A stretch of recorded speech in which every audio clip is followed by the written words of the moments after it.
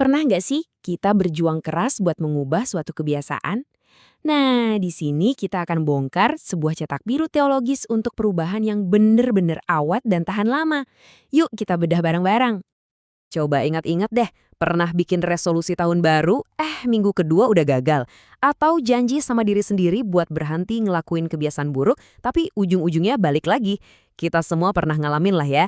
Rasa frustrasi karena udah nyoba berubah tapi gagal terus, itu nyata banget. Dan ternyata ada penjelasan yang dalam di baliknya. Nah, sumber yang jadi acuan kita hari ini itu nggak cuma nawarin perspektif biasa, tapi sebuah peta jalan. Peta ini dibingkai dalam konteks teologis yang kaya, yang nunjukin kalau perubahan sejati itu lebih dari sekedar tekad. Ini adalah sebuah proses transformasi yang mendalam. Inti dari semua ini tuh sebenarnya satu konsep teologis yang keren banget. Perubahan pribadi itu bukan usaha sendirian. Tapi ini juga bukan sesuatu yang Tuhan lakukan secara ajaib gitu aja tanpa kita ikut serta. Sebaliknya, ini adalah sebuah kemitraan ilahi. Oke, jadi istilah pentingnya di sini adalah pengudusan atau sanctification. Gampangnya gini deh, ini adalah proses seumur hidup di mana kita diubah jadi lebih baik, lebih kudus, lebih mirip Kristus.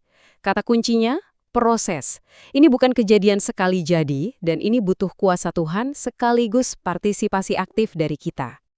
Coba deh lihat bagan di slide ini. Ini visual yang kuat banget. Perhatiin baris sanctification atau pengudusan. Ini satu-satunya doktrin yang dicentang di bawah kolom, proses, dan Tuhan memungkinkan manusia melakukannya. Ini secara visual benar-benar negasin ide inti kita. Perubahan sejati itu ibarat tarian antara kuasa ilahi dan tanggung jawab manusia. Oke, terus gimana caranya kemitraan ini benar-benar bekerja di kehidupan kita sehari-hari? Nah, sumber kita ngejelasin ini jadi sebuah metode praktis yang disebut proses dua faktor. Dan inilah jantung dari solusi untuk perubahan yang benar-benar bertahan lama. Sebelum kita lanjut, yuk kita main tebak-tebakan dulu yang diambil dari buku ini buat ngegambarin poin utamanya. Coba pikirin baik-baik. Kapan seorang pencuri bukan lagi seorang pencuri? Pasti jawaban pertama yang kepikiran sama kita adalah, ya jelas dong pas dia berhenti nyuri. Kedengarannya masuk akal kan? Tapi menurut sumber kita, jawaban itu belum lengkap. Dan justru disitulah letak kunci kenapa banyak usaha perubahan kita gagal. Nah, ini dia nih momen ahanya. Kutipan ini dalam banget. Seseorang yang cuma berhenti ngelakuin hal negatif tanpa ngegantinya dengan hal positif, itu pada dasarnya cuma lagi jeda. Begitu ada tekanan, kemungkinan besar dia bakal balik lagi ke kebiasaan lamanya. Ini bukan perubahan sejati. Slide ini nunjukin perbedaannya dengan jelas banget. Di sebelah kiri, menanggalkan itu cuma menciptakan ruang kosong, sebuah strategi yang rapuh. Nah, di sebelah kanan, disitulah perubahan sejati terjadi. Dengan mengenakan perilaku baru, misalnya bekerja dan memberi, identitas si pencuri itu sendiri yang diubah. Dia bukan lagi pencuri yang lagi nggak nyuri. Dia jadi orang yang murah hati. Itulah rehabilitas yang sesungguhnya. Jadi, poin paling krusialnya itu ini. Perubahan sejati, menurut model ini, punya dua langkah yang nggak bisa dipisahin. Pertama, kita harus menanggalkan yang lama, buat keputusan sadar untuk berhenti. Tapi itu aja nggak cukup. Kedua, kita harus secara aktif mengenakan yang baru, membangun kebiasaan positif untuk menggantikan yang lama. Oke, pertanyaannya sekarang, gimana caranya biar proses menanggalkan dan mengenakan ini nempel permanen, biar nggak balik lagi gitu loh? Jawabannya ada di salah satu kekuatan paling dasar dalam diri kita, kekuatan kebiasaan. Perubahan yang benar-benar awet itu bukan soal satu keputusan gede, bukan. Tapi ribuan keputusan kecil yang akhirnya ngebentuk sebuah kebiasaan. Tujuannya adalah untuk beralih dari usaha yang sadar dan bikin capek menjadi perilaku yang udah mendarah daging dan otomatis. Analogi nyetir mobil ini pas banget. Coba deh ingat-ingat pas pertama kali belajar. Kita harus mikirin kopling, gas, rem, lihat spion, semuanya. Tapi sekarang, ya kita tinggal nyetir aja. Proses menanggalkan kebiasaan buruk dan mengenakan kebiasaan baik itu cara kerjanya mirip. Lewat latihan yang konsisten, hal itu jadi sifat kedua kita.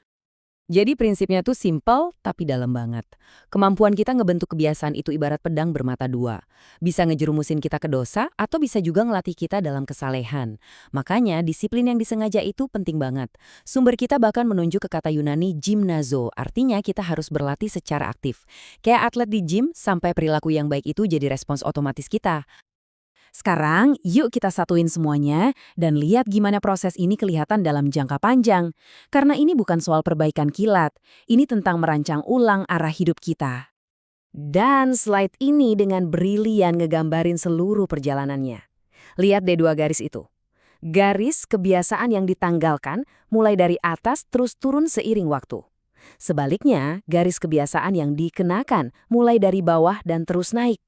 Titik di mana mereka bersilangan, nah itu dia momen transformasi sejati, di mana cara hidup yang baru jadi lebih alami daripada yang lama.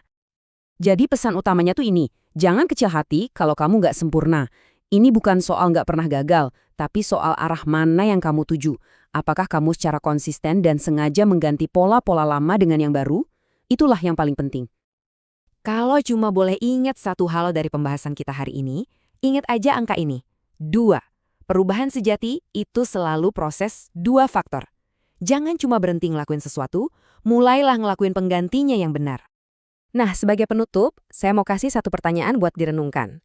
Berdasarkan kerangka ini, apa satu kebiasaan lama yang perlu kamu tanggalkan? Dan yang lebih penting lagi, apa kebiasaan baru yang membangun yang akan kamu kenakan sebagai gantinya? Jawaban kamu atas pertanyaan itu bisa jadi adalah titik awal dari transformasi kamu yang paling abadi.